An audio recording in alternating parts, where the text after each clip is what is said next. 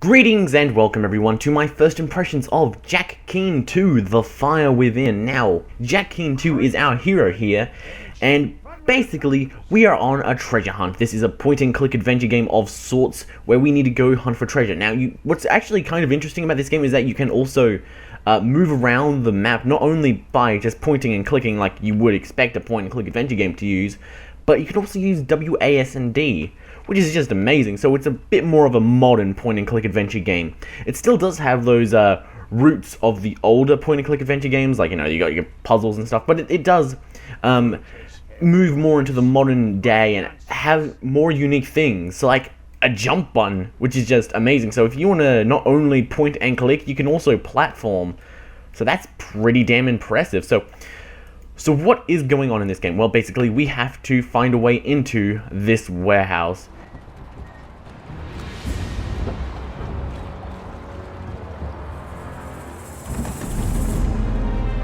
It's glowing. That's exactly the logo I saw in my dream. The amulet glowed again. Oh, that can't be a coincidence. I have to get in there. Alright, so now we have to find a way to get into the warehouse. So how would we do this? Well, basically like every point-and-click adventure game, we have to solve some sort of ridiculous puzzle and figure out a way to get in there. So we've got a crane and we've got these little boxes here that we can platform across. So let's just try platforming across, see if that can't do it. Now see, you can, the platforming is a bit finicky, like you can't really, like, what's weird about it is like it'll allow you to jump, but it's like the perspective of it can occasionally change, which can sort of mess up your jump, which is something that's a bit weird. Like you saw there, I just like went to the left there, but I was only holding W. I wasn't holding D, so it really is quite weird that he would like, yeah, see, I'm only holding D right now, so it's weird that he's turning that way. I wonder if it's because of the cursor. Is that it?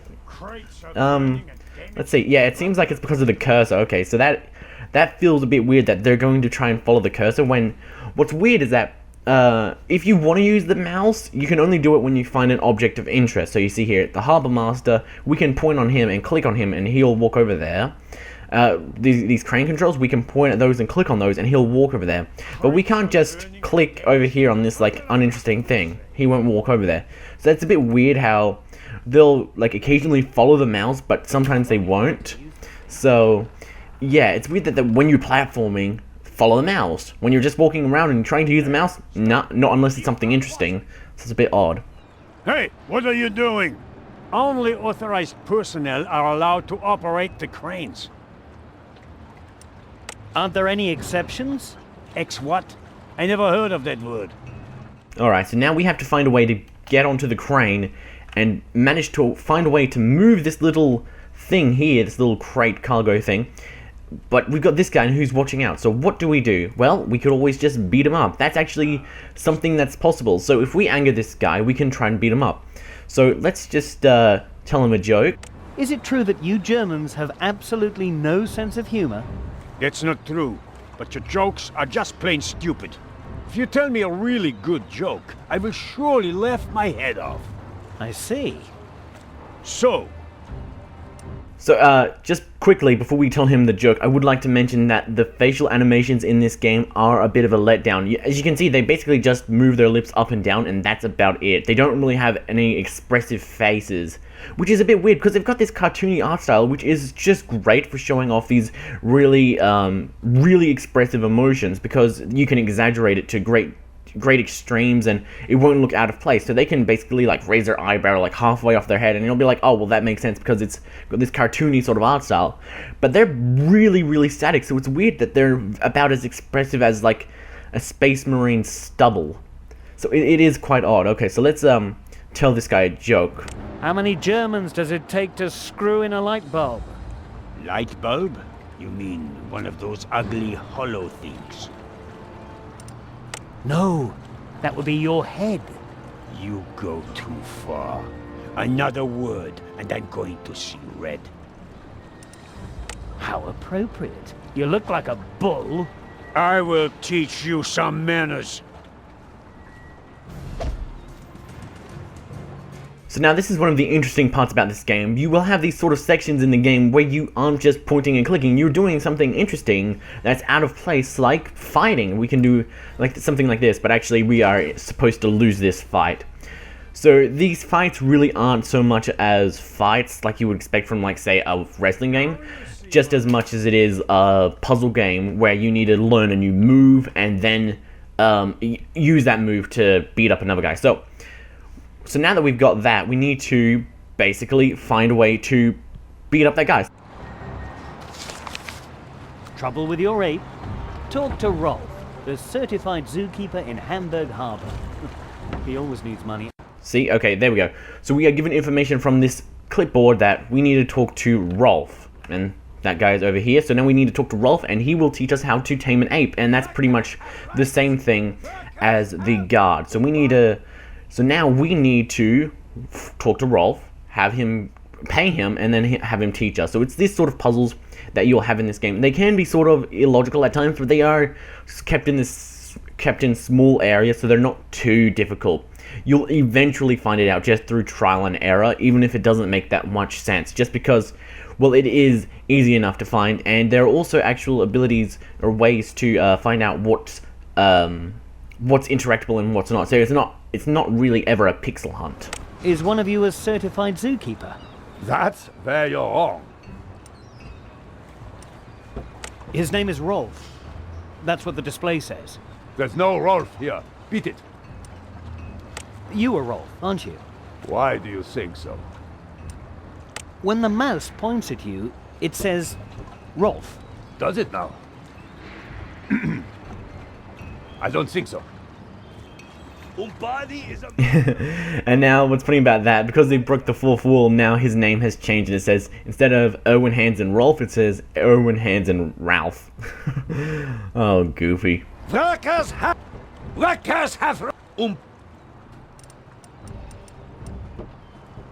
Come on, Ralph. I'll pay you if you teach me. But I can only teach you how to handle apes. How handy. I need someone to take care of some kind of ape man. All right. Give me 3 gold marks and I will teach you the ape tamer hold.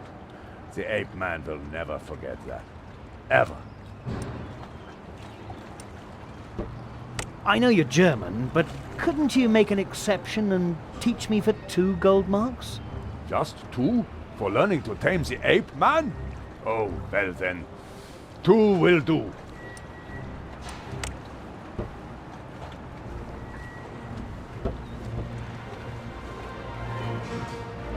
And now that we've given him the money that he requires, we get to watch this nice little montage, which actually has some pretty good music. This game has sort of weird music, how, like, you've got this adventurous sort of music that plays at certain times, but at other times it's sort of not there at all. But the main theme from Jack Keane is really quite good, and I really do like it. So I do appreciate that they use it quite often, actually, which is very nice. So now that we've learned these new moves, we can talk to the Harbour Master, give him a nice little fight, then knock him out. What's the difference between a sailing ship and your wife? You're really asking for it, huh? That's what she said. Your wife, I mean. That does it, Kleiner. So now, in these early levels, I'm not sure if it'll change in the later levels, but at least in here, these aren't really difficult fights. You just need to remember what you just recently learned. So we just learned Jungle King, so now we use Jungle King, see? So there's no real, like, technique to it. It's just use what you learned most recently, and then you pretty much win. So we just learned Ape Tamer Hold. Let's use Ape Tamer Hold. Let's see if we win. Will we win? Oh, yep, we won. See, it's not that impressive. It's not that difficult either. It's just basically more of a memorization, at least in these early levels. Maybe later on, it will move on to being more of an actual fighting game sort of thing with what it has. But for right now, it's pretty basic, and it's very shallow. So it's just more of a means to an end than an actual thought-out gameplay mechanic. So that's a bit of a shame. So now let's pull this lever to the right. Now, I've had the trickiest time trying to figure out how to put this crane down, and like if you look next to here, lever up and down, you can't see it because Jack Keane is in the way, so we need to put it down. There we go. See, that's what's confused me. Now let's leave the crane. Now we can just walk on over here and jump across, which is awfully convenient.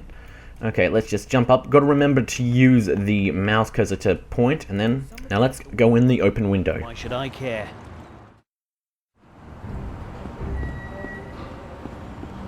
Wow.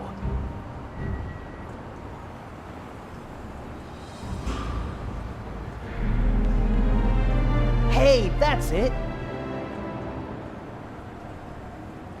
The energy of the amulet seems to have been awakened by that mysterious crate the plants are growing from.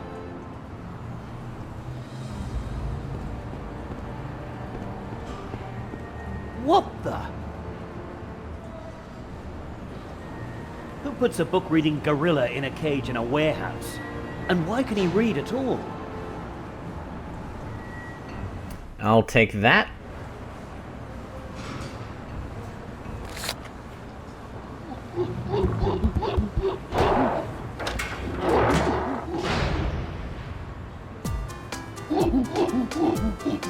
Oh no, what now? That was close. A gorilla flinging barrels at people. Well, I've seen weirder things. The chest dropped down.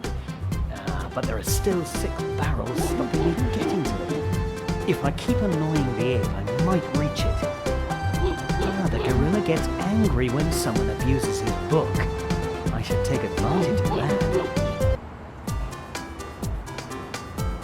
that. Let's rip a page from the book. See, now, one thing that I don't really like is how stop and start this section really is. So now, the background music doesn't loop in between, like, sections of throwing the barrel. Like, it just starts again, so it doesn't feel very consistent. And the differences between when you're ripping a page from the book and when you're jumping feels so really different that it's sort of out of place. So it would be nice if they just had the music looping and like somehow had it to not be so out of place when you go from like, essentially a platformer to ripping pages out of it like a dialogue box, which is just odd. Alright, here's the final one. There we go.